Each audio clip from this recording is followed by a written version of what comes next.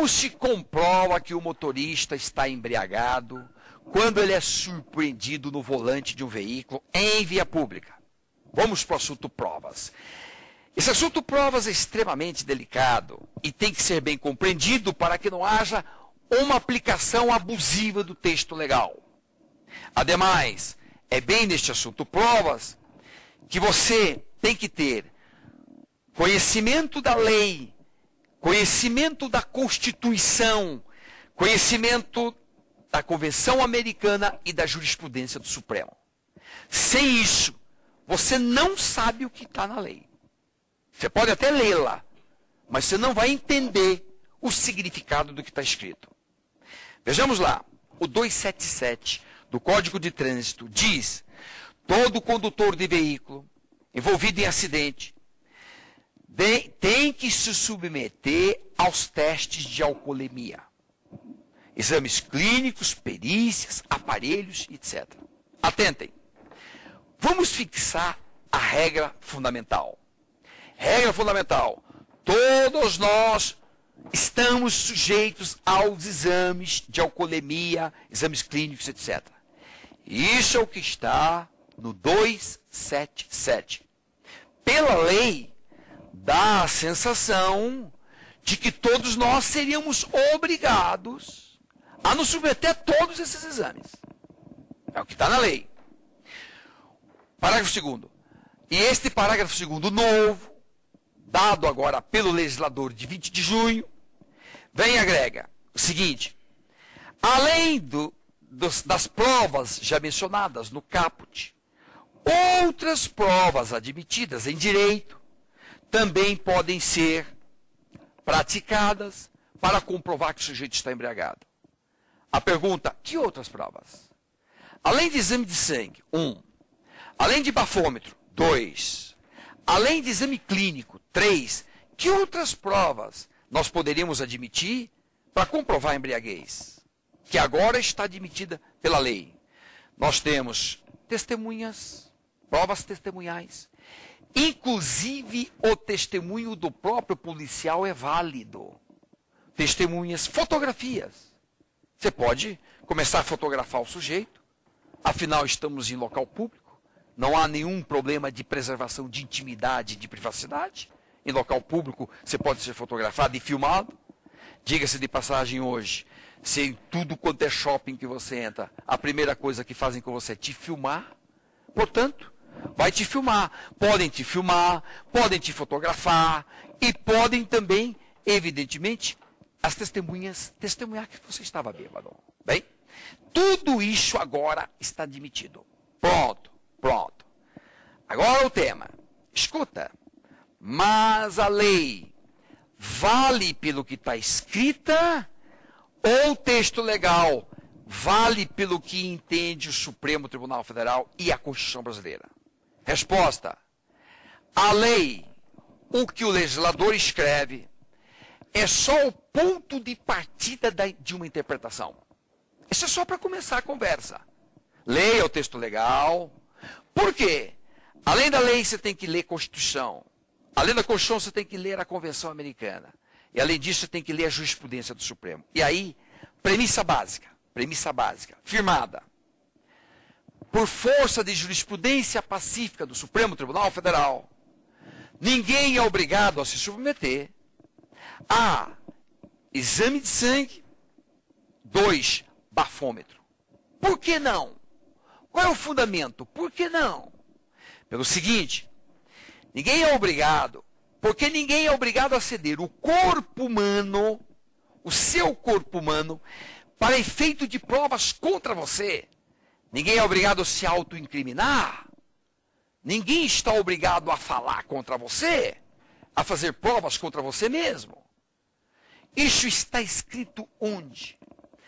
Em vários dispositivos indiretamente da Constituição, mas de modo absolutamente explícito, no artigo 8º da Convenção Americana de Direitos Humanos. Ninguém é obrigado a fazer prova contra si. Até porque, por força também deste artigo 8º, todas as pessoas suspeitas ou acusadas são presumidas inocentes. E se eu sou presumido inocente, compete a quem acusa a prova de que eu cometi um delito ou uma infração. Não cabe a mim, suspeito, provar que eu sou inocente. Compete a quem me acusa provar que eu estou errado. Essa é a regra vigente no Brasil, por força, sobretudo, da Convenção Americana. E aqui, um parênteses brevíssimo. Eu estou mencionando várias vezes a Convenção Americana. E, aliás, até recentemente, nós acabamos de escrever um livro comentando essa Convenção Americana. A pergunta, isso vale no Brasil? Se é uma Convenção Americana firmada na década de 60, vale no Brasil? Resposta, a Convenção Americana vale no Brasil desde 92 e agora, por força de um voto extraordinário do ministro Celso de Mello, voto proferido recentemente no dia 12 de março, de acordo com a posição do ministro Celso de Mello, essa Convenção Americana vale com força constitucional. Tem o mesmo valor da Constituição, porque essa convenção foi firmada, ratificada e entrou em vigor no Brasil antes da emenda 45/2004. Sabemos que essa emenda 45 é aquela emenda da reforma do judiciário. E essa emenda, como todos sabemos, criou um parágrafo novo, no artigo 5º, para exigir que os tratados de direitos humanos só ingressam no Brasil depois da aprovação qualificada da Câmara e do Senado, 3/5 aqui, 3/5 ali, 2 vezes aqui, 2 vezes ali. Portanto, tratados novos de 2005 para cá, para valer no Brasil, como norma constitucional, tem que respeitar este quórum qualificado que eu acabo de citar. Tratados antigos, aprovados e vigentes no Brasil, tratados de direitos humanos, bem entendido, vigentes no Brasil antes de 2005, portanto, até dezembro de 2004, todos esses tratados, por força desse voto extraordinário do ministro Celso de Mello, aliás, um voto antológico, tenho dito aos meus alunos no Brasil todo, ninguém pode morrer sem ler este voto.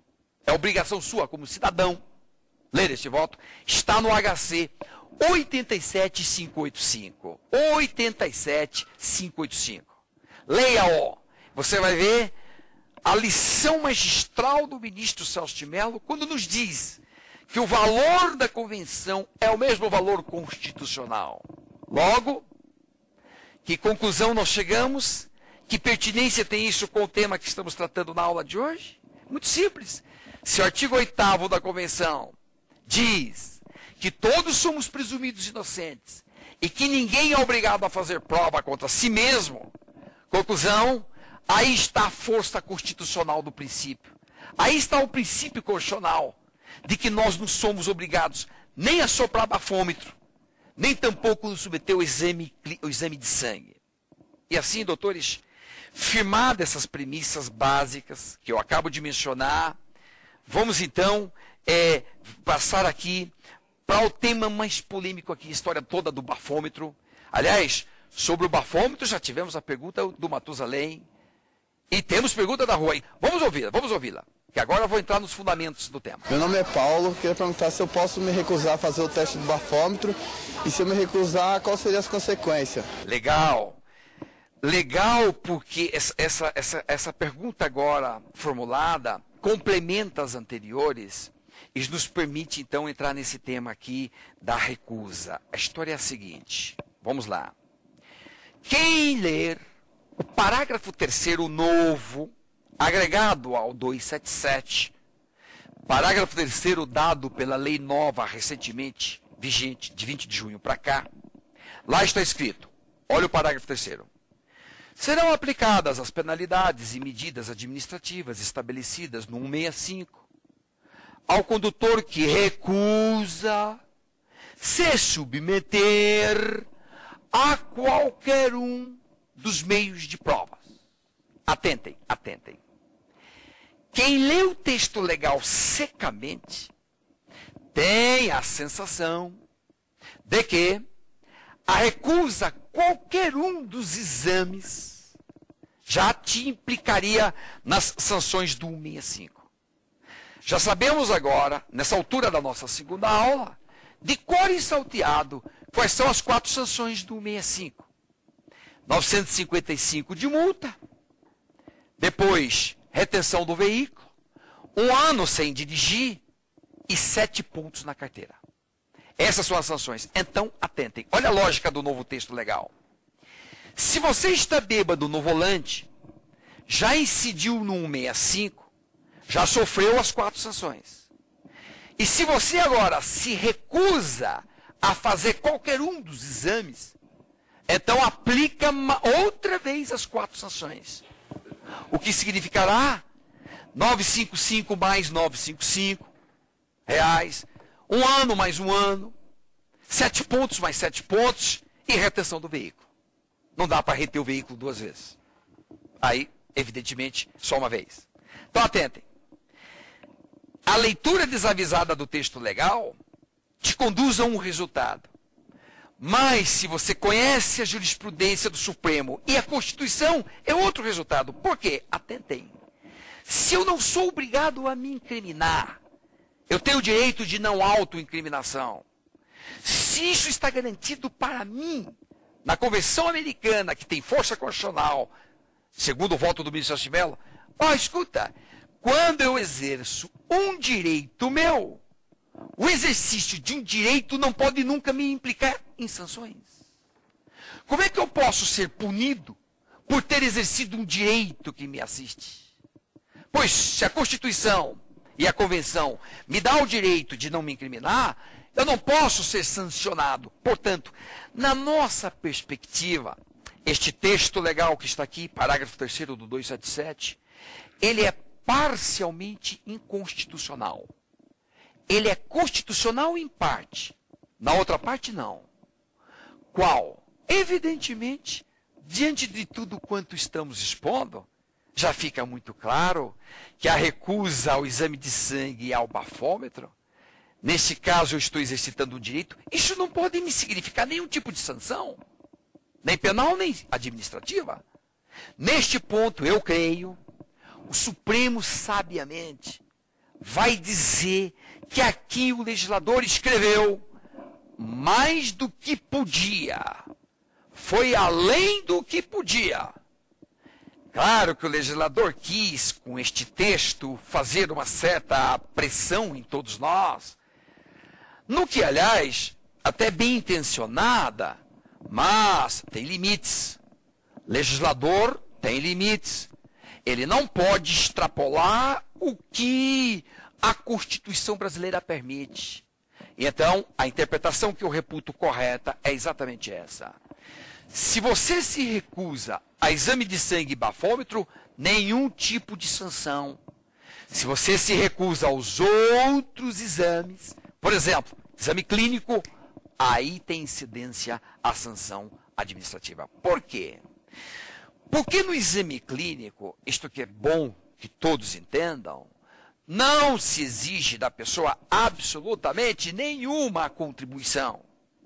Eu não preciso de absolutamente nada do corpo humano do sujeito para fazer exame clínico. Afinal, o que é um exame clínico? Nada mais é do que o sujeito fica ali parado, e diante de um médico. E o médico faz toda a análise do sujeito, escrevendo no documento, que se chama laudo, o que o médico está vendo. Então o médico narra: estou vendo um sujeito de voz pastosa, estou vendo um sujeito com olhos vermelhos, estou vendo um sujeito com ideias confusas, estou vendo um sujeito que não consegue caminhar, que não consegue deambular corretamente. Tudo isso o médico anota. Exame clínico. E aí não se exige nenhuma atividade, nenhuma postura ativa do sujeito. Por isso que o exame clínico é constitucional, é legítimo, válido e, aliás, diga-se de passagem, tinha que ser assim mesmo. Por quê? Atentem. Se nós temos o direito de recusar exame de sangue e bafômetro, claro que de outro lado, o Estado tem direito de provar que eu estou bêbado. Porque é importante provar que eu estou bêbado para incidir sobre mim as sanções respectivas. O Estado tem que ter este poder de provas. Não dá de uma forma, vamos de outra. É assim que nós interpretamos o texto legal, em consonância com a Constituição, em consonância com a Convenção Americana de Direitos Humanos. Então, essa é a minha resposta. A resposta do Matusalém, resposta dos nossos ouvintes, resposta do Paulo, que fez lá sua intervenção. Somos obrigados a soprar o bafômetro? Ó, a lei diz que sim, mas se você recusa, não tem sanção. Afinal, é isto. Ainda ontem, participamos de uma polêmica, houve uma polêmica, né, lá em São Paulo, de um jornal que estabeleceu uma polêmica. Uma autoridade de trânsito afirmava para o jornal: todo mundo é obrigado a soprar o bafômetro. E aí, perguntaram a mim, minha opinião. Eu disse, a lei diz que sim, mas a Constituição me garante que não. E a jurisprudência do Supremo me garante que não. Porque o Supremo já enfocou o tema semelhante a esse, que era o seguinte: eu sou obrigado a me submeter a exame de DNA, e o Supremo, em acórdão da lavra do ministro Sepúlveda Pertence, escreveu: não, ninguém é obrigado a submeter DNA. Afinal, o réu não é obrigado a submeter nenhum exame que envolva o seu corpo humano. Nesta mesma linha, somos obrigados a fornecer material gráfico quando existe suspeita de que há uma falsidade num documento ou numa assinatura. Eu sou obrigado a fornecer material gráfico? O Supremo já respondeu: não. Acórdão do ministro Ilmar Galvão: não. Ninguém é obrigado a fornecer. Que a polícia prove de outras maneiras. Da mesma maneira, agora, no que toca à comprovação da embriaguez, eu me recuso a fazer exame de sangue e bafômetro. Que o Estado me puna e prove isto de outras maneiras. Que eu seja submetido ao exame clínico. Essa é a nossa resposta. E é assim que eu espero que o Supremo Tribunal Federal, do alto da sua sabedoria, venha decidir esse tema logo no princípio de agosto. Aliás, quanto antes decidir, melhor. Por quê? Porque, notem, essa nova lei criou uma situação de insegurança jurídica muito grande. E essa insegurança jurídica está agora incrementada na medida em que vários juízes do país, desembargadores do país, concederam liminares que protegem o condutor do veículo para não se submeter ao exame do bafômetro. São Paulo, me recordo bem, teve uma liminar. Se não estou equivocado, aqui em Brasília, ontem, uma juíza concedeu uma liminar. Então, vários lugares. Está todo juiz concedendo liminares. É importante que o Supremo venha e discipline o tema. Olha, isso vale, isto não vale, isso pode, isso não pode. Aqui o legislador acertou, aqui o legislador errou. Na nossa opinião, o Supremo deve ir por este caminho intermediário nosso. Nem dizer que o texto legal é totalmente válido, nem dizer que o texto legal é totalmente inválido. Meio termo. In medio est virtus. A virtude está no meio. Portanto, por este caminho eu suponho que vá trilhar nossa Igreja Corte Suprema, que é o nosso órgão máximo da nossa jurisprudência no Brasil.